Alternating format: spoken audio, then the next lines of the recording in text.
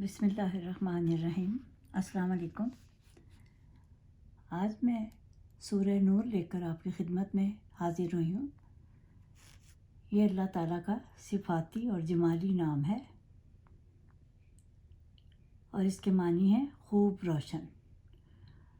یہ سورہ مدینہ میں نازل ہوئی۔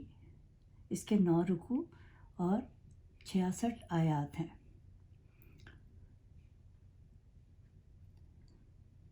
حضور صلی اللہ علیہ وسلم نے کہا کہ مردوں کو کہو کہ سورہ مائدہ پڑھیں اور عورتوں کو کہو سورہ نور پڑھیں۔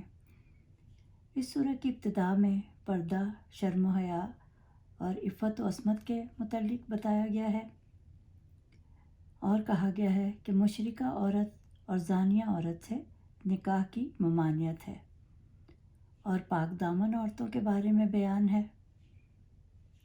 حضرت عائشہ پر جھوٹی تہمت لگائے جانے کا واقعہ بیان کیا گیا ہے۔ یہ میں آپ کو آگے چل کے بتاؤں گی۔ اور جنہوں نے عورت یا مردوں میں سے آپ پر تہمت لگائی ان کو 80 کوڑے لگانے کا حکم دیا گیا۔ حضرت ابوبکر رضی اللہ تعالیٰ عنہ کی شان بیان کی گئی ہے، اور اجتماعی زندگی گزارنے کے اصول بتائے گئے ہیں کہ گھر میں داخل ہوتے وقت دستک دے کر جائیں، اور نگاہوں کو جھکا کر رکھا جائے، اور شرمگاہوں کی حفاظت کی جائے، اور غیر مردوں کے سامنے عورت اپنی زینت ظاہر نہ کریں، اور جو بچے شادی کی عمر کو پہنچ جائیں ان کی جلدی شادی کر دی جائے، اور جو شادی کسی وجہ سے نہیں کر سکتے وہ اپنی عزت کی حفاظت کریں۔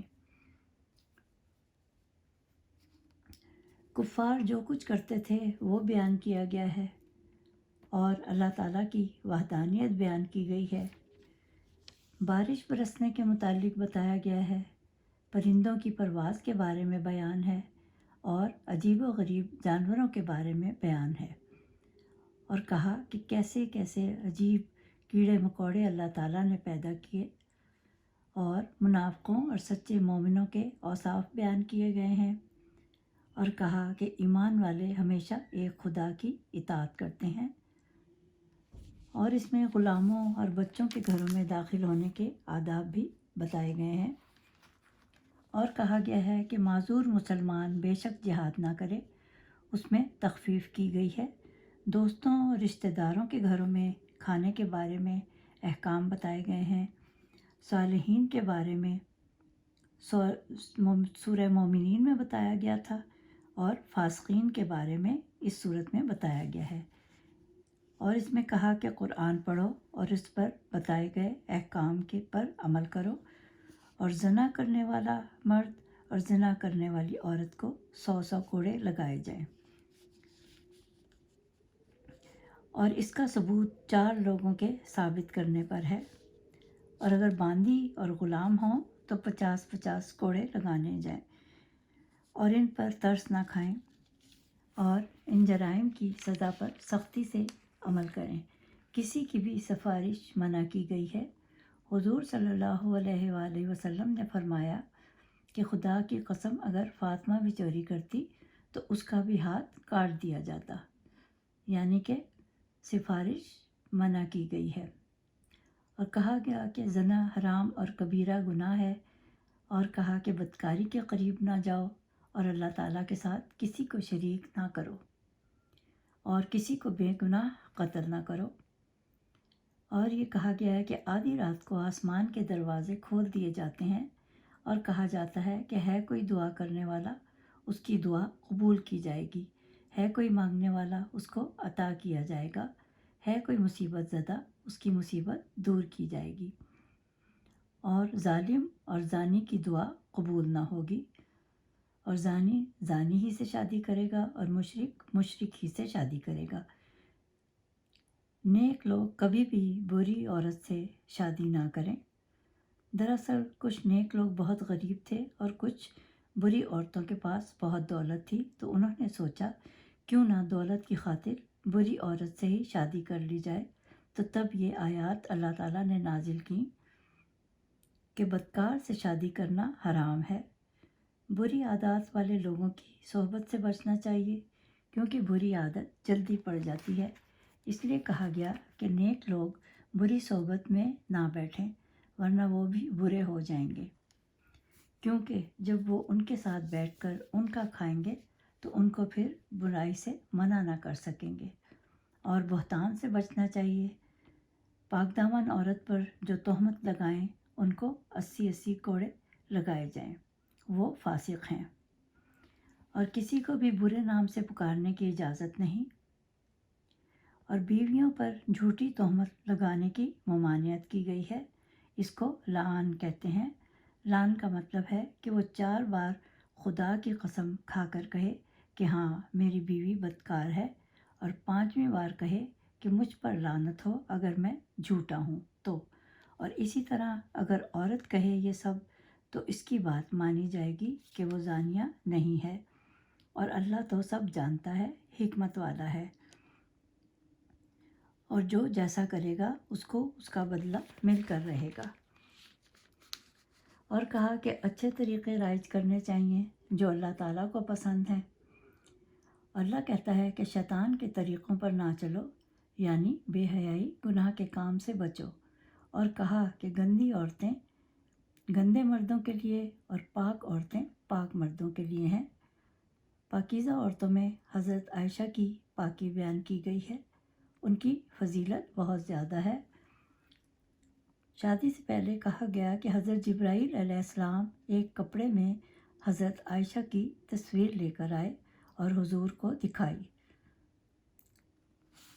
یعنی کہ وحی کے ذریعے آپ کو بتایا گیا کہ آپ نے حضرت عائشہ رضی اللہ تعالیٰ سے شادی کرنی ہے، اور حضور صلی اللہ علیہ وآلہ وسلم نے آپ کے علاوہ کسی کنواری عورت سے نکاح نہ کیا۔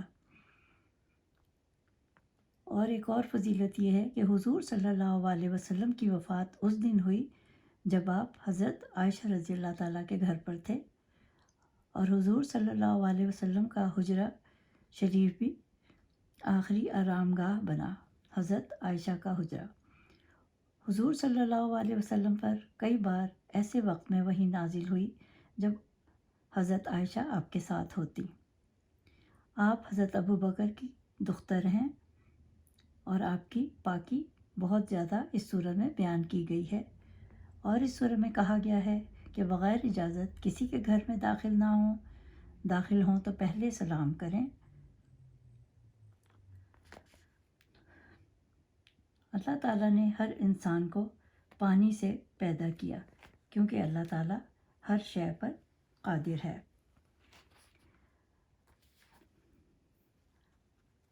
حضرت عائشہ رضی اللہ تعالیٰ عنہ کا حق مہر 500 تھا۔ نام عائشہ تھا، ان کے والد کا نام تھا ابو بکر۔ ان کی کوئی اولاد نہ تھی تو انہوں نے اپنے بھانجے عبداللہ بن زبیر کو گود لیا تھا، اس لیے ان کی کنیت عبداللہ کہلائی۔ آپ باپ کی طرف سے قریشی تھیں اور ماں کا نام ام رومان ہے۔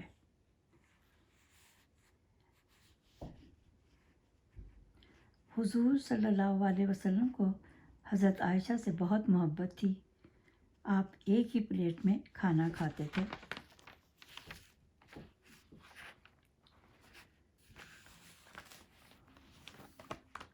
اور گھر میں داخل ہونے کے بارے میں کہا گیا ہے کہ بلند آواز سے کھنکارے یا اجازت مانگے، پہلے سلام کرے، 3 بار دروازہ کھٹکھٹائیں، نام بتائیں، اور دروازے کے دائیں یا بائیں کھڑے ہوں، سامنے مت کھڑے ہوں۔ اور اگر کہا جائے واپس لوٹ جاؤ تو واپس پلٹ جاؤ، لیکن سرائے میں جانے سے پہلے اجازت لینے کی ضرورت نہیں ہے۔ اور نگاہیں نیچی رکھنے کی تاکید کی گئی ہے، اور کہا کہ جب بچے جوان ہو جائیں تو وہ بھی اجازت لے کر داخل ہوں۔ راستے میں بیٹھنے سے بچیں، ورنہ راستے کا حق دینا چاہیے۔ نظریں نیچی رکھیں، شرمگاہوں کی حفاظت کریں، پردہ کریں۔ اگر اچانک کسی عورت پر نظر پڑ جائے تو نظریں نیچی رکھیں اور دوبارہ نظر نہ ڈالیں، تو اس کے لیے اللہ کے نزدیک بڑا اجر ہے۔ ہر مسلمان کو چاہیے نظریں نیچی رکھیں، پاک رہیں گے اور گناہ سے بھی پاک ہوں گے اور اپنے اندر راحت محسوس کریں گے۔ اللہ تو ہر نظر اور ہر حرکت کو جانتا پہچانتا ہے۔ یہی حکم عورتوں کے لیے بھی ہے، عورت کا تمام جسم پردے میں رہے۔ اس سورہ میں بار بار پردے کا حکم آیا ہے۔ کنیزوں اور غلام سے بھی پردے کا حکم ہے، اور کہا کہ غلام ان 3 وقت پر پوچھ کر داخل ہوں: فجر کی نماز سے پہلے، دوپہر کے وقت اور نماز عشاء کے بعد۔ اور یہی حکم بچوں کے لیے بھی ہے۔ منافقین جھوٹی قسمیں کھاتے تھے، پھر اللہ نے کہا کہ ان سے کہو قسمیں نہ کھائیں۔ بارگاہ خداوندی میں عمل دیکھے جاتے ہیں، اور کہا کہ صرف اللہ کی اور اس کے رسول کی اطاعت کرو، اور کہا کہ اگر رسول کی فرما برداری کرو گے تو بھلائی پاؤ گے۔ اللہ ہم سب کو حضور صلی اللہ علیہ وسلم کی اطاعت کرنے کی توفیق دے۔ پہلے زمانے میں لوگ بہت مہمان نواز ہوتے تھے۔ کسی مہمان کے آمد کے بغیر کھانا نہیں کھاتے تھے، اور اس میں مل کر کھانے کی فضیلت بیان کی گئی ہے، اور کہا گیا ہے کہ برکت جماعت کے ساتھ ہے، اور کہا کہ کھانے سے پہلے بسم اللہ پڑھ لیا کرو، اور کسی کے گھر جائیں تو اس کی اجازت کے بغیر کھانا نہ کھائیں۔ کہا گیا ہے کہ خالی گھر کو بھی داخل ہوتے وقت سلام کریں، کیونکہ اہل اسلام کے گھروں میں روح اقدس جلوہ افروز ہوتی ہے۔ اور کہا کہ نماز قائم کرو، زکوٰۃ دو، نماز کو اس کے ارکان کے ساتھ پڑھو، اور حضور صلی اللہ علیہ وسلم کی مجلس سے اجازت لے کر باہر جائیں۔ ہر مسلمان حضور صلی اللہ علیہ وسلم کی شفاعت کا محتاج ہے، اور حضور صلی اللہ علیہ وسلم کی اطاعت نہ کرنے والے مشرک ہیں، اور آپ کو تعظیم سے پکاریں جیسے خاتم النبیین۔ بے شک اللہ تعالیٰ سب جانتے ہیں۔ تم کسی کی آڑ لے کر خطبے کے وقت باہر چپکے سے مت نکل جاؤ، اور جو ایسا کریں ان کے لیے دردناک عذاب ہے، اور اللہ ہی کافی ہے۔ اور جو زمین آسمان میں ہے وہ بھی اللہ تعالیٰ ہی کا بنایا ہوا ہے، اور اللہ تعالیٰ ہر ایک کے عمل کو جانتا ہے۔ اللہ تعالیٰ نے قرآن نازل فرمایا تاکہ ہم ہدایت کی راہ اختیار کریں۔ ایک تو وہ لوگ ہیں جنہوں نے ظاہری طور پر دین حق کی تصدیق کی مگر باطنی طور پر نہیں۔ دوسرے وہ ہیں جنہوں نے ظاہری طور پر بھی تکذیب کی اور باطنی طور پر بھی۔ اب میں آپ کو حضرت عائشہ رضی اللہ تعالیٰ عنہا کے بارے میں بتاتی ہوں کہ ان پر جو الزام لگایا گیا تھا۔ شعبان 5 ہجری میں حضور صلی اللہ علیہ وسلم غزوہ کے لیے روانہ ہوئے تو حضرت عائشہ رضی اللہ تعالیٰ بھی ساتھ تھیں۔ چلتے وقت آپ نے اپنی بڑی بہن اسما سے ہار لیا اور وہ گلے میں ڈال لیا، اور ہودج میں سوار ہو گئیں۔ آپ بہت دبلی پتلی تھیں، ہودج اٹھانے والے کو پتہ نہ چلتا کہ آپ اس میں سوار بھی ہیں یا نہیں۔ غزوہ سے واپسی پر آپ نے اور سب نے قیام فرمایا۔ رات کے پچھلے پہر روانگی تھی، لیکن حضرت عائشہ رضی اللہ تعالیٰ کو علم نہ تھا۔ وہ اپنے ہودج سے نکل کر رفع حاجت کے لیے دور چلی گئیں۔ جب لوٹیں تو دیکھا گلے میں ہار نہیں ہے۔ بہت گھبرائیں اور واپس وہیں جا کر ہار تلاش کرنے لگیں۔ قافلہ روانگی کے لیے تیار تھا، کسی کو پتہ نہ تھا کہ آپ ہودج سے باہر گئی ہیں، اور قافلہ ہودج کو اونٹ کے اوپر رکھ کر چل پڑا۔ ان کو احساس بھی نہ ہوا کہ یہ خالی ہے۔ جب وہ ہار لے کر لوٹیں تو سب جا چکے تھے۔ آپ بہت پریشان ہوئیں اور وہیں چادر اوڑھ کر لیٹ گئیں، اور انہیں نیند نے آ لیا۔ وہ سمجھیں جب حضور صلی اللہ علیہ وسلم کو پتہ چلے گا تو وہ ضرور کسی کو لینے کے لیے بھیج دیں گے۔ اسی وقت صفوان بن معطل، جو لشکر کی گری پڑی چیزیں اٹھانے پیچھے رہتے تھے، آ گئے۔ انہوں نے حضرت عائشہ کو دیکھا تو پہچان لیا۔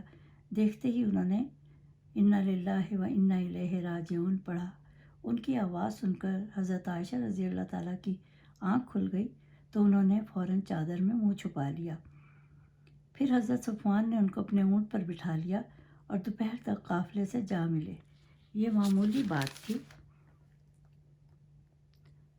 لیکن لشکر میں جو لوگ تھے انہوں نے آپ پر بہت زیادہ الزام تراشی کی۔